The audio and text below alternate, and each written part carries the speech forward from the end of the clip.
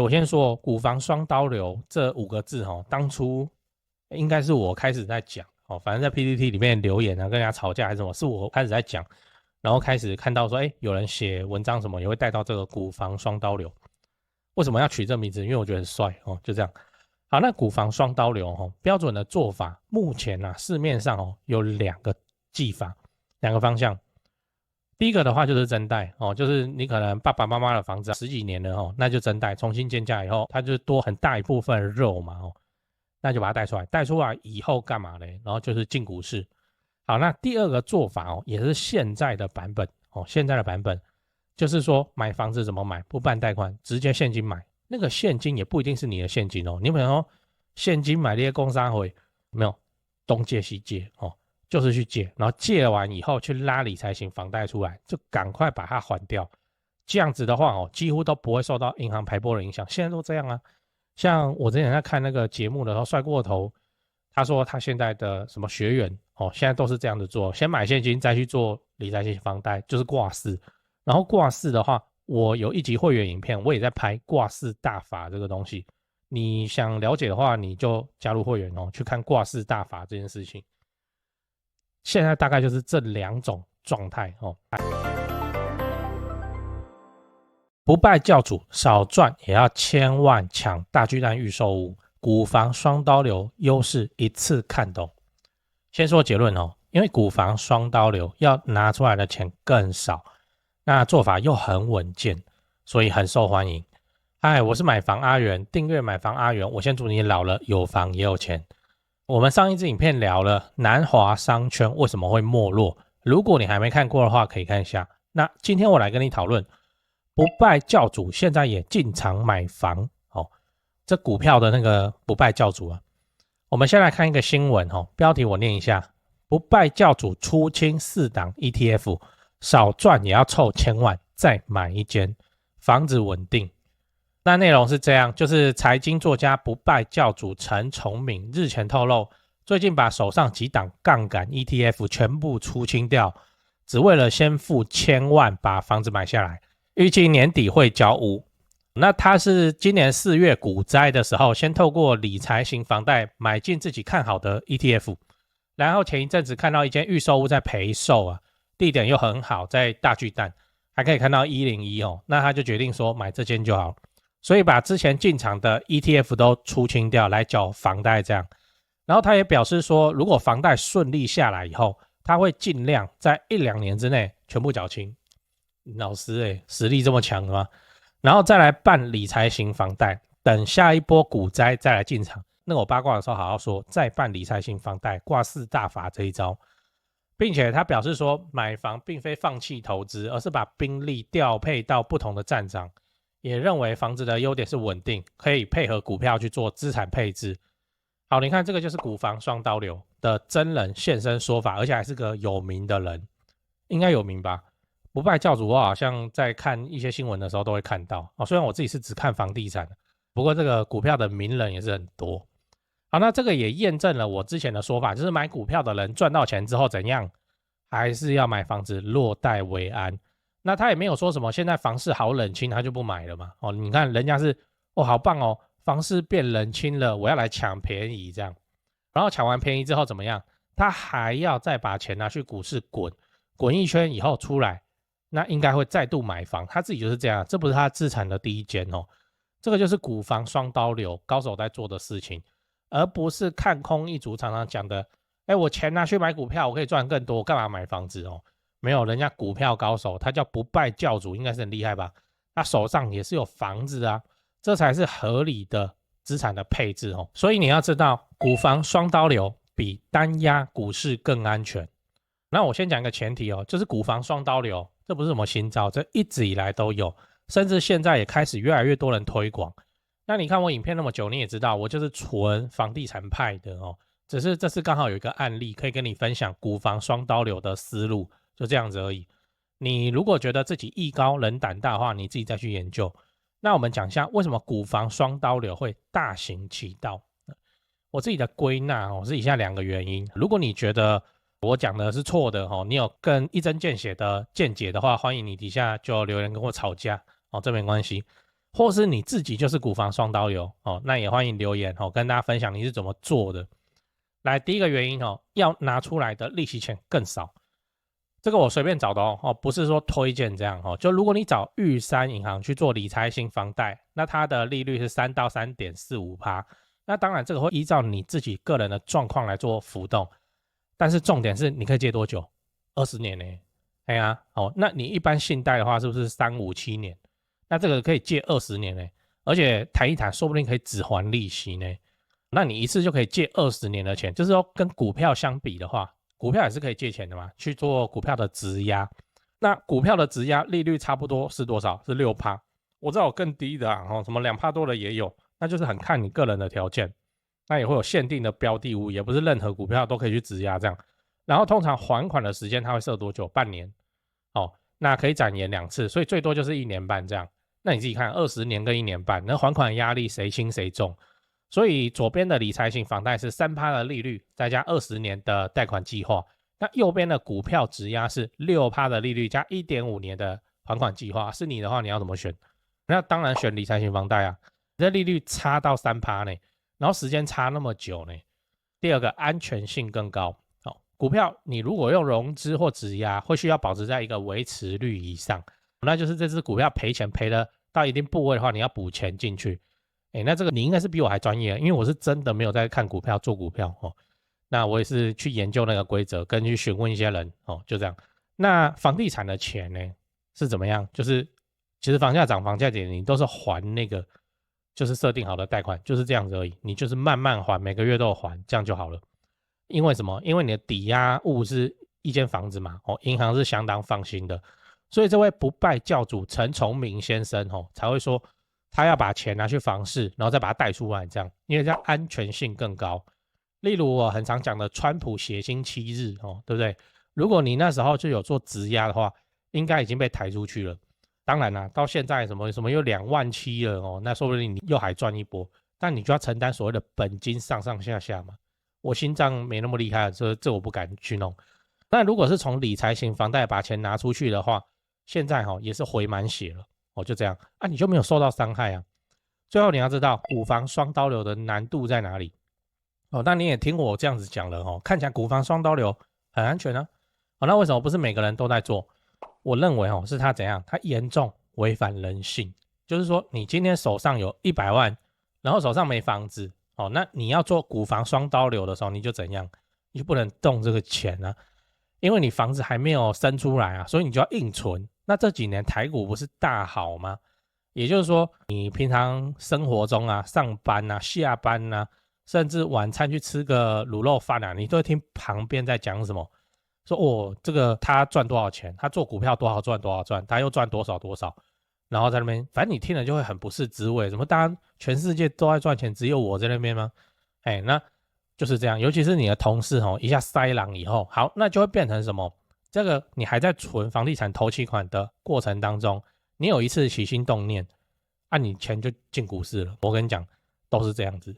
都是这样子。我跟你讲这个钱要出来很难。这个难不是在于说你做股票可能会赔钱还是怎么样小赔的话，你都可以马上杀出来。那如果赚钱呢？赚钱之后你还要出来吗？那个落袋为安落袋为安，就我所知没有，反正他真的是一个心魔就对了。明明就还在赚钱中，我干嘛要踩刹车就这样，他就会认为说，我出来我就少赚，然后少赚比赔钱还痛，你知道？可是你不出来的话，你就永远买不到房子嘛第一个是头期款不够，第二个是你钱刚进房地产又不能马上出来，因为理财型房贷是要等一阵子，等那个银行建价又高上去嘛，那就会变成又有一个空窗期，叫做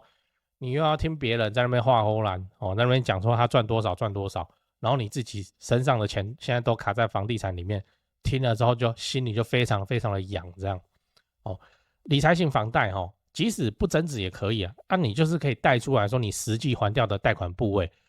那你既然要这样子做，所以你大概都要放到1年以上大概像我们普遍要抓再增贷的话，大概就是3年才会有机会有钱可以贷。那是不是此时你就会很犹豫？我少赚股票2年3年的钱呢，怎么办？那我是不是再放2年就好？然后2年之后又2年，你信不信？所以股房双刀流这一套听起来很安全的东西，也不是人人都做得漂亮的，反正就是违反人性嘛，就会有那个你要站在场外干瞪眼的状况哦。我为什么没有做哦？这也不是什么厉害的原因，因为我就只钟情房地产，就这样子而已哦。所以我真的没有去做股票或是什么，当然我会看呐，就是看好玩的，你知道，看台股下杀、台股创新高等等有没的，那个股票版嘛，我一直看里面的讨论大概都长什么样子。讲完了，好，我整理一下，我今天讲了说不败教主陈崇明先生出新 ETF 跑进去买房地产，那我也为你分析了说为什么股票达人还是会把钱拿去买房子，落袋为安，原因就是他操作的是股房双刀流这个东西。哦，那股房双刀流会被大家青睐，主要有2个原因。第一个，理财型房贷的利息低，至少比信贷低吧？这可能不一定哦，因为现在贷款房贷很难放哦，那个信贷的利率我知道，你职业很好的话，会拿到比房贷还低，但是还款期限很长啊，超级长的啊，信贷完全比不了的长啊。来，第二个，房地产抵押品的安全性更高，银行更喜欢。但我也提醒你哦，股房双刀流最大的难度就在于违反人性，需要克服心理障碍，不被短期获利的诱惑来影响，才能成功布局。最后我想问你，你是哪一派？哦 ，A 纯房地产派，就跟我一样 ；B 股房双刀流派；C 纯股票派。哦，对哦，讲个题外话，就是现在的房地产市场很冷清啊，那让你感到害怕，不太敢继续自产。我的看法是这样哦，先说结论，现在是对高雄市低总价的中古屋而言，教科书级别的巴菲特，别人恐惧我贪婪时刻哦，真的哦，我没胡乱哦，因为高雄市的重大建设跟民间投资哦，跟工作人口都还持续的在盖哦，在成长都没有停，2026年开始会陆陆续续的启用或是开幕，而且像台积电的正式上班人数嘛，也都还在成长中，还没有完全发酵。以现在的自产周期要出租放生满5年来看，现在真的是比去年疯狂的去年还要美的进场时间点。我认真我这种重大建设旁中古屋的流派就是这里好，赚不是最多但是稳健到爆。天塌下来了，有预售屋顶着嘛那我都还持续在看呢，你不用怕，因为我们的目标是老了有房也有钱关税台币升值不过是30年自产周期中的一朵乌云而已，安啊。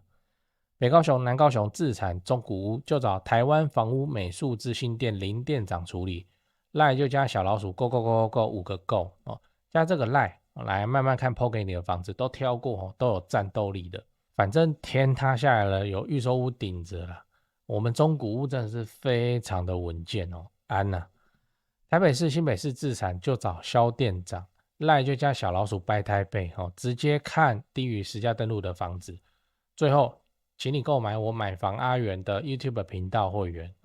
我会挑出能够拉抬房价的重大建设我的高雄自产作业就直接给你抄，1个月250块钱。自产高雄之前上个保险非常的便宜，你有购买会员的话，就我回答问题会详细也认真很多那通常会用到录音去好好讲，这样没有买的会员我就简答。老了有房也有钱，这个目标才是我们的追求。现在就点开资讯栏加入会员，直接开始抄作业。我是买房阿元，加入会员，祝你老了有房也有钱。讲八卦讲八卦，这个我直接讲案例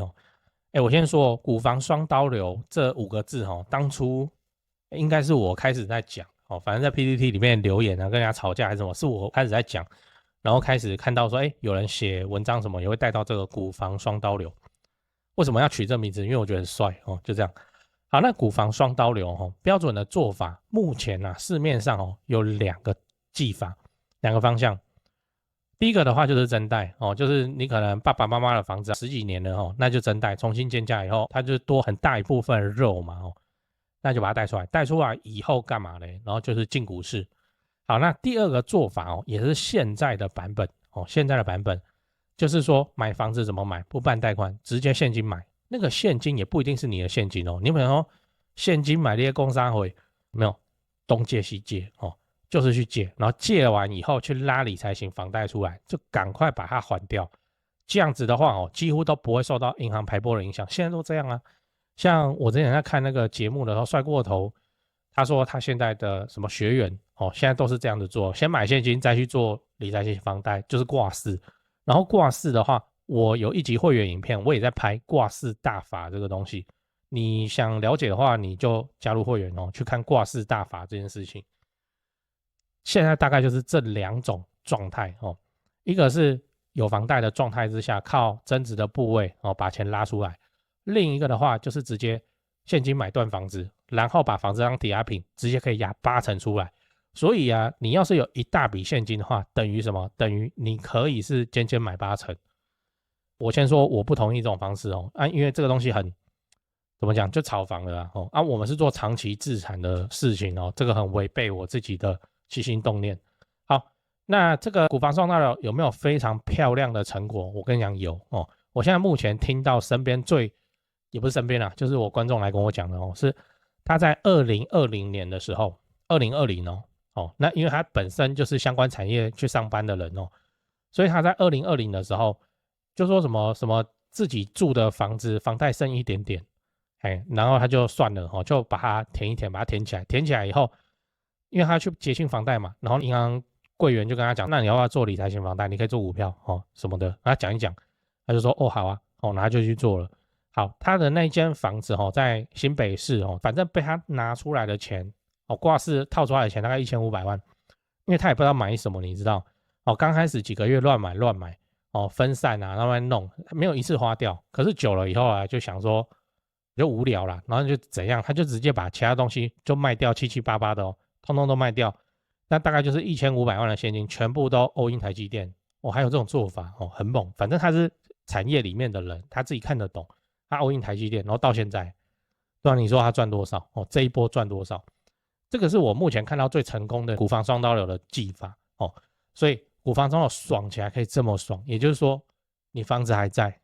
那你股票还大赚钱，这是最完美的做法。然后再来是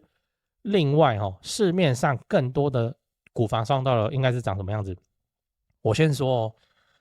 这边题外话我先讲一下，就是说以我这种只看房子只做房子的人我是奇葩，我是稀有动物。股房双刀流是常态真的是常态。原因是这样就是说很多的欧巴桑欧基上他们手上的房子都结清了就房贷20年早就还完了，然后他们会怎样？他们会去做增贷或是挂式或者怎样把钱拉出来去玩股票。这就是股票很有名的梗嘛。那个投顾老师说我知道你还有钱，请问那个钱到底怎么来的？其实就是压房子压来的。好，那他们压出这个钱以后，这个可以直接算给你看，就是1000万假设被他拉出来有1000万，那被他拉出来1000万还款20年只还利息的情况之下，如果谈到这个条件的话，那他1000万那些欧基上欧巴上保守派会怎么做？保守派就是这1000万全部去买什么兆丰金买什么中华电信，就这种不太会动的股票，然后他要干嘛？他领那个股利。好，你这笔钱是有借贷成本的，对不对？你押房子出来的利息钱，可是啊，在股票里面，你只要每年的那个殖利率会覆盖过去你的借贷成本的话，那就可以做。所以说这个股房双刀流不是什么厉害的东西，有相当多的欧基上欧巴上台北市新北市的都是这样子做的，拿一间旧房子重新增贷，然后拉钱出来之后直接去给瑞，全部去用。我听到最多是中华电信，因为他们就觉得中华电信不会倒，很稳定这样。事实也证明好像真的是这样，台股股灾中华电信唯一真神。 OK， 然后就干嘛？就比方说中华电信一年给你 5%， 这个我不知道那个你如果股票很熟，你在底下分享分享给我知道。我说假设，因为我看那新闻报章杂志不是都说中华电信就是 5%， 好，那 5%， 那假设你的那个理财型房贷的利率你有办法谈到 3.1， 那你这样子是不是一年可以套 1.9， 然后每100块可以有1.9块嘛？那你有100万那就这样子等比例上去，就看你在中华电信放1000万还是2000万还是3000万。你不要觉得这个很我怎么可能有办法放3000万？我跟你说，那个人生的乐透就是早年在台北市或新北市，然后有买房子然后没卖留到现在人，每个人都可以做好，他一整年一家子的吃穿用度就有了那不是说缴水电费而已他们一领下来一年都是100万的，那就这样不是生产，然后就一直领一直领。所以股房双刀流它也有它的，我要怎么表达？就是正面意义嘛就是说如果你家里有一些状况，然后你又有一些房子，比方说你的那个妹妹你的亲人失智啊，要长期照护啊，或是怎么样，然后刚好你家又有这个资产的话，你又不想卖房子你是可以用这个方式的就是生钱出来，然后去请看护，去请干嘛，还不会重创你原本的生活，是有它的正面意义在的。那当然负面的意义就是说，因为这个钱来得太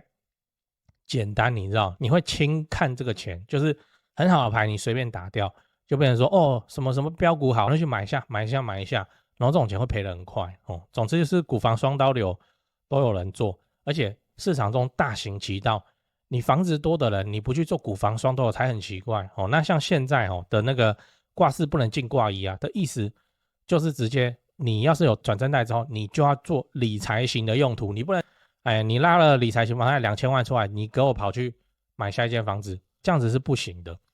它就叫理财型所以银行跟政府希望你做什么事情去理财啊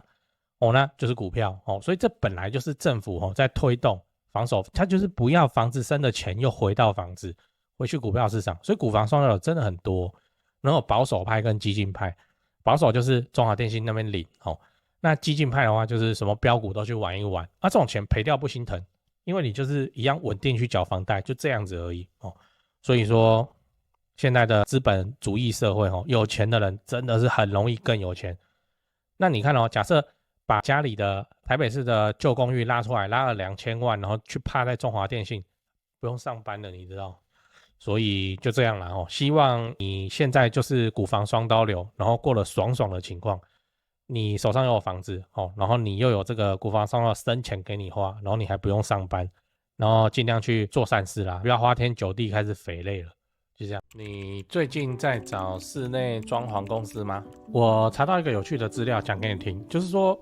民众在找室内设计公司最讨厌遇到的几个状况。来，第一个，设计师承包商收款后跑路，对吗？这确实很糟糕，因为这等于是装潢蟑螂，这就要打诉讼了。可是房子还是拆在那边很讨厌这样。